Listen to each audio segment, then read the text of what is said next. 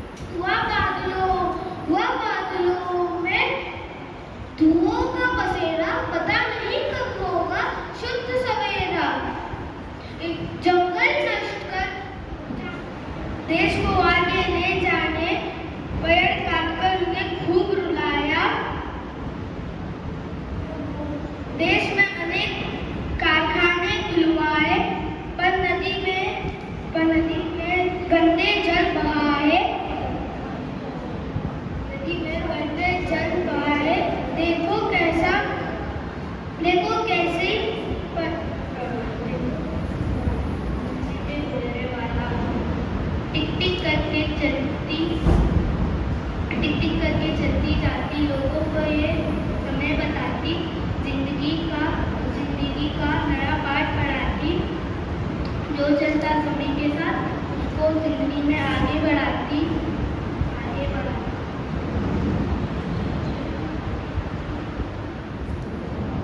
तो यदि समय ना हो तो हमें सिखाएगा जिंदगी के पथ पर निरंतर चलना।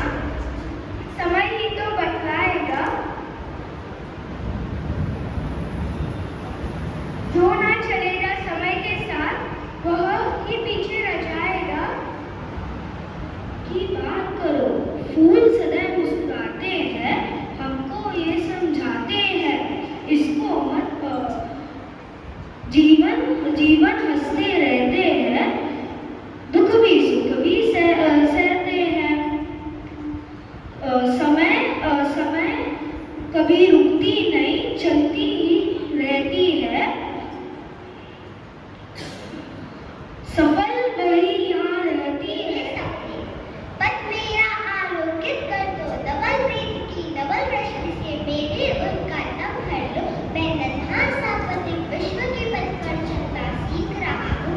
मैं नन्हा सा विहंग विश्व के दम में उड़ना सीख रहा हूँ। बहुत सकूं निर्दिष्ट लक्ष्य तक ऐसे मुझको पर दो पग दो। बहुत नन्हे हैं मेरे ऊंचा अधिक पर मेरा आलोकित कर दो नवल प्राप्ति नवल रश्मि से मेरे उनका दम भर दो। मैं नन्हा सा जीवन का एक पाठ पढ़ा है, कभी ना थकता कभी ना रुकता, जीने का एक नेतर आगे बढ़ता चला। जिसने किया समय खराब उसका समय आया खराब। चाहे काटे आए समय का पहिया चलता जाए।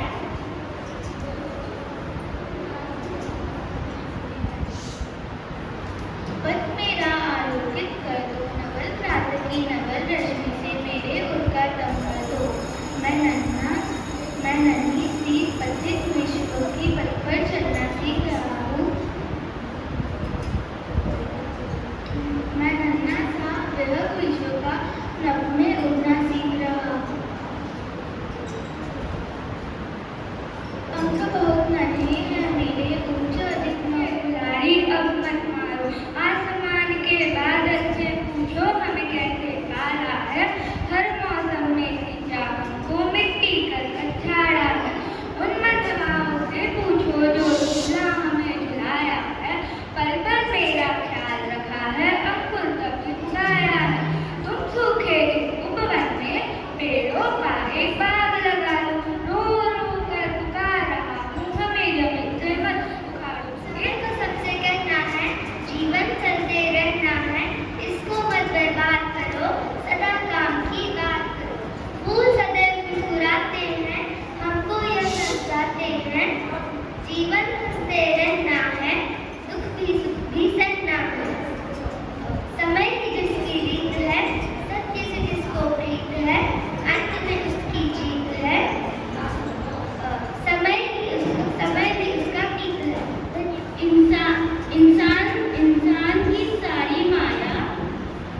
इंसान की सारी माया पर्यावरण पर संकट लाया। देश को विकसित बनाया, पर्यावरण को खूब सताया।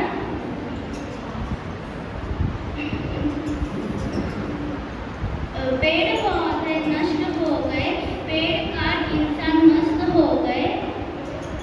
अपने स्वार्थ को दिया बढ़ावा, पर्यावरण को आगे बढ़ो बढ़ते रहो।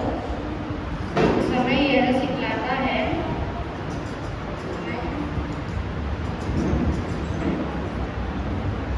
जो करे दुरुपयोग समय के साथ वो आगे पछताता है। जो समय बीत जाता है वापस नहीं आता। जो ना समझे समय की कीमत। पथ मेरा आलोकित कर दो नवल प्राप्ति नवल रश्मि से मेरे उनके दम को भर दो।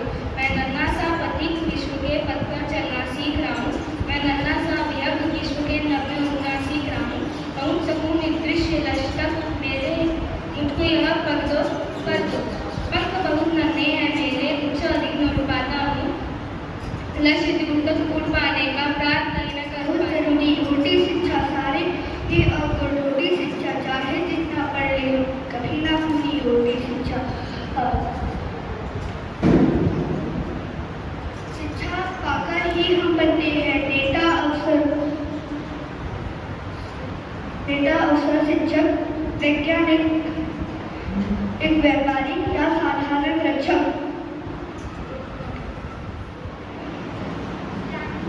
मोटी जिंदगी खराब थी पर्यावरण को परेशान किया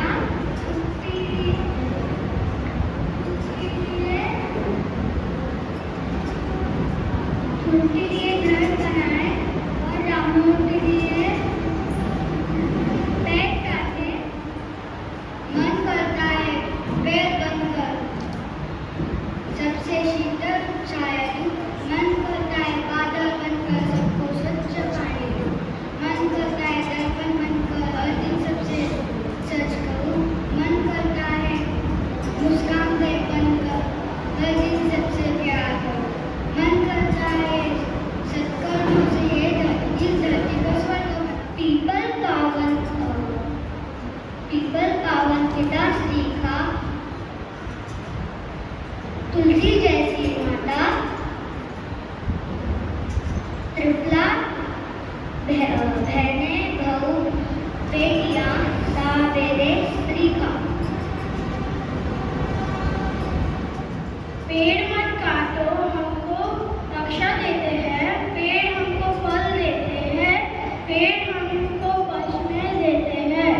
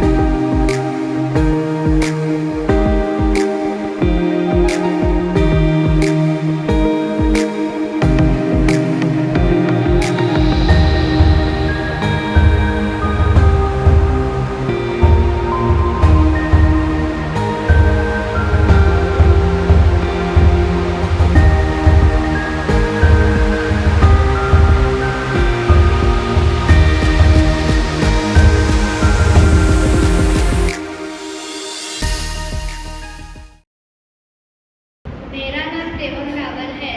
मैं 7वीं कक्षा अ का छात्र हूँ।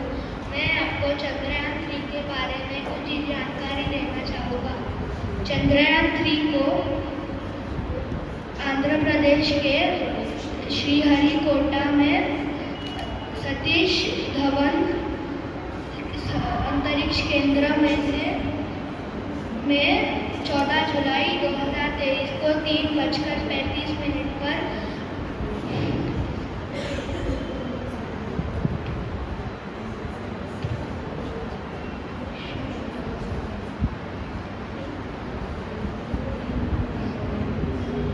लॉन्च किया गया था। लॉन्चिंग के वक्त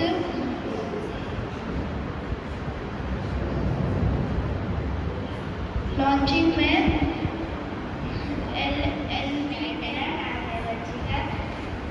मेरा नाम है वंशिका सोलंकी और मैं आज आपको कुछ मेरे विचार विज्ञान के चमत्कार पर देने वाली हूँ।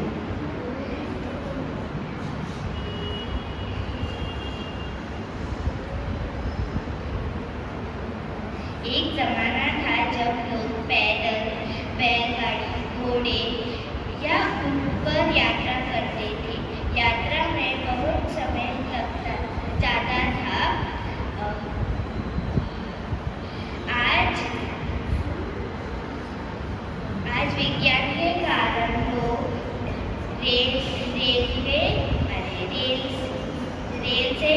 लंबी दूरी कुछ ही घंटों में यात्रा कर सकते हैं।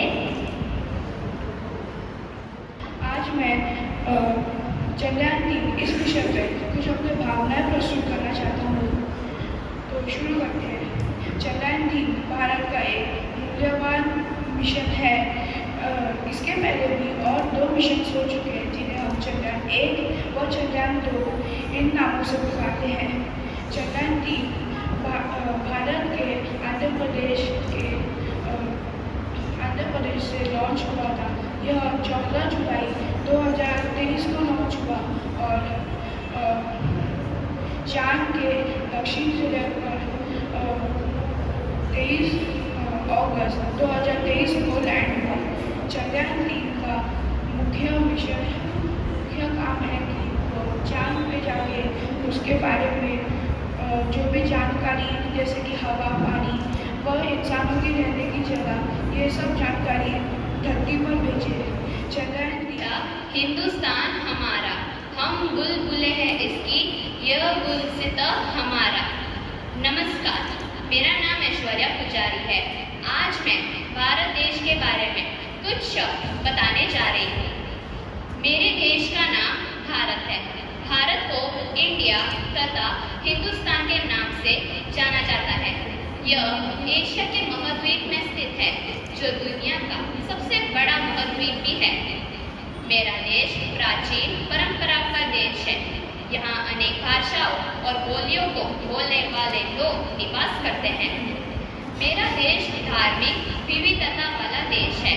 हिंदू, सिख, जैन, बौद्ध, ईसाई, मुस्लिम आदि धर्मों को एक समान दृष्टि से देखा जाता है।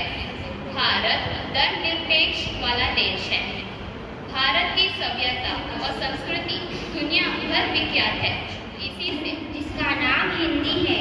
हिंदी केवल जुआ नहीं, देश के माथे की बिंदी है।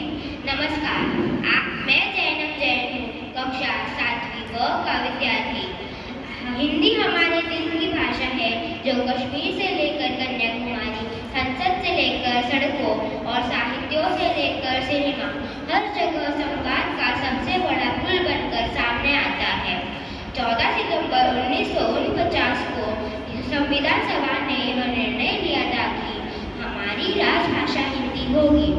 इस निर्णय को महत्व देने के लिए और हिंदी के उपयोग को प्रचलित करने के लिए साल 1953 की उपरांत 14 सितंबर को हिंदी दिवस मनाया जाता है। 14 सितंबर 1949 को हिंदी में राष्ट्रभाषा घोषित होने के बाद देश के दिल की भाषा होने के लिए बहुत लंबा। मेरा नाम ऊर्जा शाह है।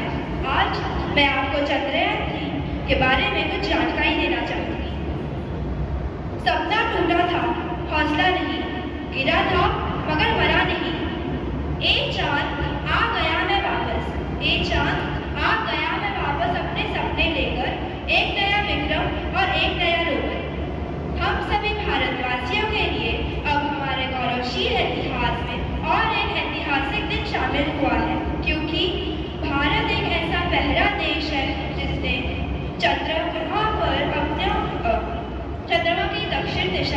चंद्रमा के दक्षिण के ध्रुव पर अपना सैटेलाइट लैंड किया है। यह चंद्रयान-3 मिशन की सफलता भारत के लिए बहुत गर्व की बात है। अब भारत रूस और अमेरिका जैसे शक्तिशाली देशों को भी विज्ञान में चुनौती देने लगा है।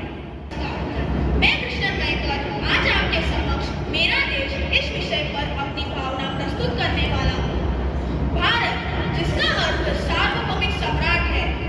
प्राचीन कहानियों में बताया गया है कि सम्राट भरत जब एक अश्वमेध यज्ञ की विशाल साम्राज्य की स्थापना कर रहे थे, तब उसके भूमि को भारत का नाम पड़ा।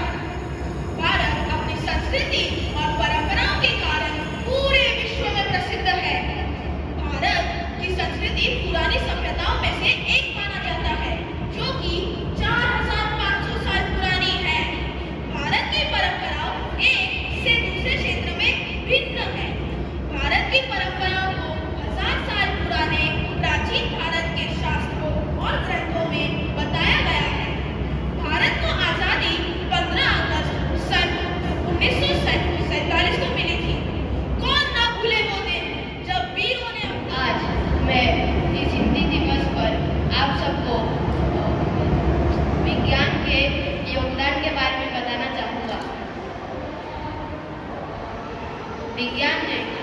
हमारे जीवन में बहुत ही महत्वपूर्ण योगदान दिए हैं, चाहे शिक्षा का क्षेत्र हो या फिर चिकित्सा या फिर चांद पर जाना हो या फिर सूरज पर।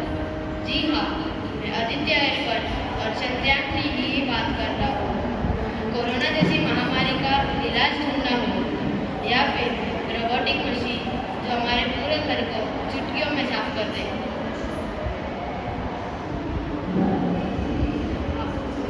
कोरोना जैसी महामारी के वजह से हम सब लोग घर में 2 साल के लिए करीब घर में बंद थे, लेकिन गूगल मीट और जूम के वजह से हमारी शिक्षा जारी रही। कोरोना जैसी महामारी का टीका। नमस्ते, मेरा नाम आर्या नेगर है। मैं कक्षा 7वीं की छात्रा हूँ। हिंदी दिवस के अवसर पर मैं आज आपको मेरा देश भारत इस विषय पर कुछ जानकारी देना चाहती हूँ। भारत एक ऐतिहासिक, भौगोलिक और सांस्कृतिक विविधता से भरपूर देश है, जो विभिन्न जातियों, धर्मों और भाषाओं का घर है। यहाँ के महापुरुष, प्राकृतिक सौंदर्य, ऐतिहासिक धरोहर हमें गर्व महसूस कराते हैं। भारतवर्ष का इतिहास उसकी महानता की गहराइयों में बसा है। महाभारत, रामायण और अन्य कई रचनाओं से इस भूमि की गरिमा को बढ़ाते हैं। यहाँ के महापुरुष और महिलाओं ने समाज के लिए योगदान दिया है, जैसे रविंद्रनाथ टैगोर। एकता के बारे में भाषण देने वाला हूँ। फ्रैंक रोज़वेल्ट का एक कहावत है, जिस बिंदु पे हम खड़े हैं वो वादों और खतरों से बड़ा है। ये बिंदु एकता और व्यापक रूप से बढ़े या तो इससे अलग होगी। यह कहावत हमेशा सही साबित हुई है, क्योंकि जब भी एकता में कोई हलचल हुई है तब देश ने बहुत आतंक देखी है। भारत में विभिन्न जातियों, धर्म, मान्यताओं के लोग रहते हैं। मुस्लिम, हिंदू के जैसे अलग अलग धर्मों के लोग एक साथ रहते हैं। इतने मतभेद के बाद है प्रीत जहाँ की रीत सदा, मैं गीत वहाँ के गाता हूँ। भारत का रहने वाला हूँ, भारत की बात सुनाता हूँ। नमस्कार, मेरा नाम है विहान सिंह। आज मैं आपके समक्ष मेरे देश पर कुछ शब्द प्रस्तुत करने वाला हूँ। तो प्रस्तुत है, मैं भारत देश का रहने वाला हूँ। मुझे मेरे देश की सभ्यता, परंपरा पर गर्व है। भारत दुनिया का सबसे घनी आबादी वाला और सबसे बड़ा लोकतांत्रिक देश है। यहाँ पर लोगों को अपना विचार रखने की आज़ादी है। भारत एक धर्मनिरपेक्ष देश है, जहाँ पर हिंदू, मुस्लिम, सिख, ईसाई, अलग अलग धर्म के लोग मिलजुल कर रहते हैं। भारत के कई नाम हैं और समस्त शिक्षक शिक्षिकागण को मैं हिंदी दिवस के इस पावन अवसर पर सादर प्रणाम करता हूँ। और मेरे प्रिय मित्रों, आपको प्रेम भरा नमस्कार। मैं सुशील यादव इस शुभ अवसर पर चंद्रयान 3 की सफलता और सभी भारतवासियों को बधाई देते हुए अपनी प्रिय हिंदी शिक्षिका का आभारी रहूंगा, जिन्होंने मुझे यह विषय पर बोलने का मौका दिया। चंद्रयान 2 की असफलता के बाद चंद्रयान 3 को लॉन्च किया गया। चंद्रयान 3 की सफलता और मैं 7वीं कक्षा का छात्र हूँ। आज मैं आपको मेरे भारत पर 2 शब्द सुनाऊंगा। मेरा भारत महान है। हमें भारतीय होने पर बहुत गर्व है। जहाँ अलग अलग धर्म, जाति और रंग रूप के लोग बहुत प्रेम से रहते हैं।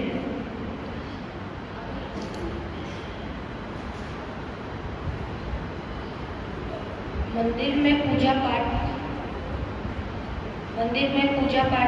की शंख और घंटी की मीठी ध्वनि आपको पवित्रता का एहसास दिलाएगी।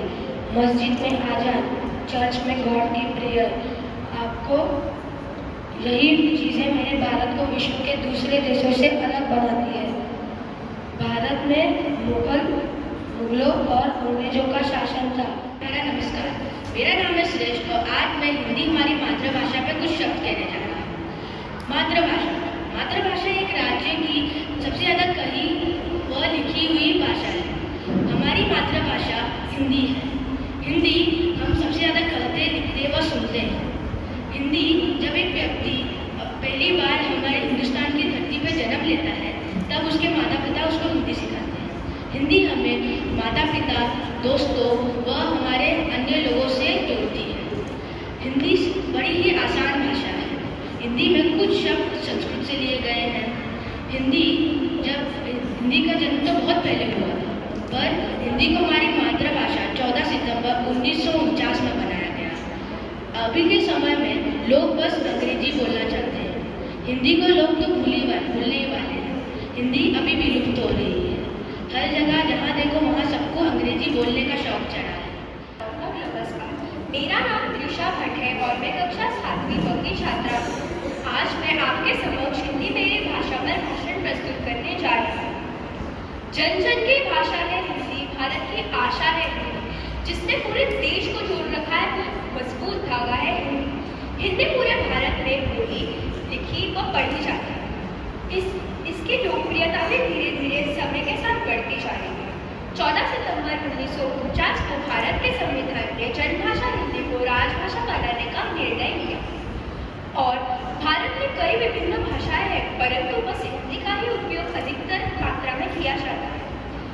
हिंदी पूरे विश्व में तीसरी सबसे अधिक बोली जाने वाली भाषा है। माना जाता है कि हिंदी का इतिहास लगभग 1000 वर्ष पुराना रहा है और संस्कृत भारत की सबसे प्राचीन भाषा है। इसे देव भाषा या आर्य भाषा भी कहा जाता है। चंद्रयान 3 के ऊपर आज वर्णन करने वाला हूँ। चंद्रयान 3 चंद्रयान 2 का अनुवर्ती मिशन है, जिसने चंद्रमा की सतह पर सुरक्षित और सॉफ्ट लैंडिंग की। इसमें लैंडर और रोवर कॉन्फ़िगरेशन शामिल है। इसे आंध्र प्रदेश में श्रीहरिकोटा से LVM-3 और LVM-4 से लॉन्च किया गया। चंद्रयान 3 इसरो ने इसलिए भेजा क्योंकि चंद्रयान 2 असफल हो गया सॉफ्ट और सुरक्षित लैंडिंग करने के लिए। चंद्रयान 3 के रोवर में दो हिस्से हैं। लैंडर पेलोड, इससे भूकंपों के बारे में हमें पता चलता है क्योंकि लैंडर में साइस्मोग्राफ इंस्टॉल किया गया है। सुप्रभात, मेरा नाम प्रवीण है। मैं आप लोगों के समक्ष एक कबीरदास का एक दोहा प्रस्तुत करने जा रहा हूँ। कबीर जी अपने दोहे में गुरु का महत्व, ईश्वर प्राप्ति में अहंकार रूपी बाधा, हिंदू मुस्लिम संप्रदायों में प्रचलित आडंबर तथा ईश्वर की महानता जैसे विषयों पर अपने विचार व्यक्त किए हैं। कबीर जी का एक प्रसिद्ध दोहा है जो मैं आप सभी के सामने प्रस्तुत करने जा रहा हूँ। गुरु गोविंदो खड़े काके लागू पाय, बलिहारी गुरु आपनो गोविंदियो बताए। कबीरा गोविंदियो बताए। संत कबीर जी कहते हैं, यदि मेरे समक्ष ईश्वर और गुरु दोनों खड़े हैं तो सर्वप्रथम मुझे किसके पांव छूने चाहिए? अपने मन में उठे इस प्रश्न का उत्तर स्वयं देते हुए कबीरदास कहते हैं, यदि मेरे समक्ष ऐसी परिस्थिति आती है तो मैं सर्वप्रथम अपने गुरु का पांव छूऊंगा, क्योंकि गुरु के बताए हुए मार्ग से मैं ईश्वर तक पहुंच सका हूँ। अतः भाव यह है कि गुरु की कृपा से ही हम ईश्वर तक पहुँचते हैं, इसलिए गुरु का स्थान ईश्वर से भी ऊंचा है। धन्यवाद। यहाँ उपस्थित सभी लोगों को मेरा प्रणाम। मेरा नाम त्रिशा जैन है और आज मैं मीराबाई का दोहा प्रस्तुत करने जा रही हूँ। मीराबाई एक राजपूत की रानी थी, बट वो एक भक्त थी, कृष्ण भक्त, जिसकी वजह से वह रानी से एक योगिनी बन गई। उनका जो दोहा आज मैं प्रस्तुत करने जा रही हूँ काफ़ी प्रसिद्ध है। वो दोहा है, पायो जी मैंने राम लखन धन पायो, पायो जी मैंने वस्तु अमूलिक दी मेरे सतगुरु, वस्तु अमूलिक दी मेरे सतगुरु, कृपा कर अपनायो, पायो जी मैंने राम लखन धन पायो। ऊपर लिखा गया दोहा एक भजन है जिसमें मीराबाई कृष्ण भक्ति में डूबकर कहती है कि वह कृष्ण भक्ति में रमते हुए उन्हें प्रेम स्वरूप राम रतन धन पा ली है। अगली पंक्ति में मीराबाई कहती है कि उनके गुरु श्री संत रविदास जी ने उन पर कृपा बसाई है और उन्हें कृष्ण भक्ति का ज्ञान देकर एक अमूल्य वस्तु भेंट दी है। इस वस्तु को वो मना नहीं कर पाई और पूरे मन से स्वीकार कर लिया। धन्यवाद। मेरा नाम आरना है और मैं 8वीं कक्षा में से हूँ। आज मैं आपके सामने मीराबाई बनी हूँ। मीराबाई राजपूत की रानी थी। उस समय महिला को घर से बाहर निकलने की अनुमति नहीं थी। मीराबाई कृष्ण भगवान को अपना दुल्हा मानती थी। मीराबाई कृष्ण भगवान की बहुत बड़ी भक्त थी। आज मैं आपके सामने मीराबाई का दोहा प्रस्तुत करने जा रही हूँ। मेरे तो गिरिधर गोपाल, मेरे तो गिरिधर गोपाल, दूसरा न कोई,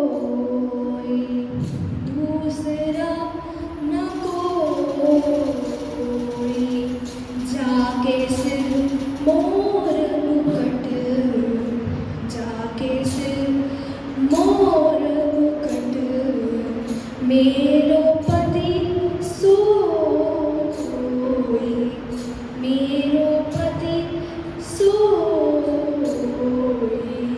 मेरे तो गिरिधर गोपाल, मेरे तो गिरिधर गोपाल, दूसरा न कोई,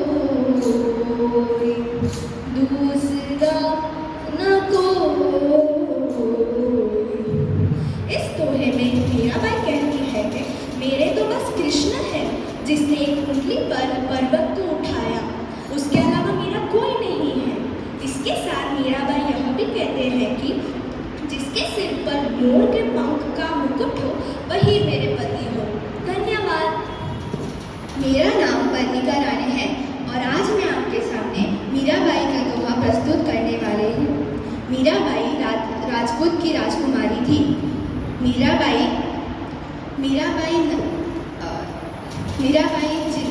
जिन्होंने श्री कृष्णा की दीवानी के नाम से जानी जाती थी। मीराबाई न सिर्फ एक मशहूर संत थी बल्कि कृष्ण भक्ति की शाखा की मुख्य कवयित्री थी। तात मात भ्रात बंधु आपनो कोई, छड़ी गई गुण की कह रे कोई, कह रे कोई। इस दोहे का अर्थ है, मीराबाई जी कहते हैं, मेरे इस दुनिया में कोई नहीं, मेरे इस दुनिया में ना तो पिता है, ना ही माता है और ना ही कोई भाई है, सिर्फ है तो मेरे गिरधर गोपाल है। धन्यवाद। मैं हूँ कक्षा 8 से। आज मैं इस हिंदी दिवस के दोहा प्रतियोगिता में आप सभी के सामने कबीरदास जी के एक बहुत ही प्रसिद्ध दोहा पेश करना चाहता हूँ। कबीरदास जी 15वीं सदी के रहस्यवादी कवि थे। इनकी रचनाओं ने हिंद प्रदेश के भक्ति आंदोलन को गहरी स्तर तक प्रभावित किया। और अब मैं दोहा का शुरुआत करना चाहूँगा। कल करे सो अब करे सो कल करे सो आज करे सो अब पल में पर है होएगी बहुरे करेगा कब ओ कबीरा बहुरे करेगा कब। कबीरदास जी यह कहना चाहते हैं कि काल का प्रकृति अनिश्चित है। काल न किसी के लिए रुकता है न किसी के इशारों पर चलता है। तो अगर हम अपने काम को टालते रहेंगे तो क्या पता शायद वह काम 1 साल में भी पूरा ना हो, 10 साल में भी पूरा ना हो। इसलिए हमें अपने हर काम को समयानुसार संपन्न करना चाहिए। आप सभी को मेरा धन्यवाद। मेरा नाम सर्वेश है और मैं कक्षा 8वीं अ से हूँ और आज मैं आपके सामने कबीरदास जी के दोहे प्रस्तुत करने वाला हूँ। कबीरदास 15वीं सदी के भारतीय राज के एक महान कवि थे और वह हिंदी साहित्य के भी एक महान व्यक्ति थे। अब मैं आपको दोहा सुनाऊँ। शब्द विचार जो चले गुरुमुखु होवे ना, काम क्रोध व्याप नहीं खूब ना गुस्सा कर।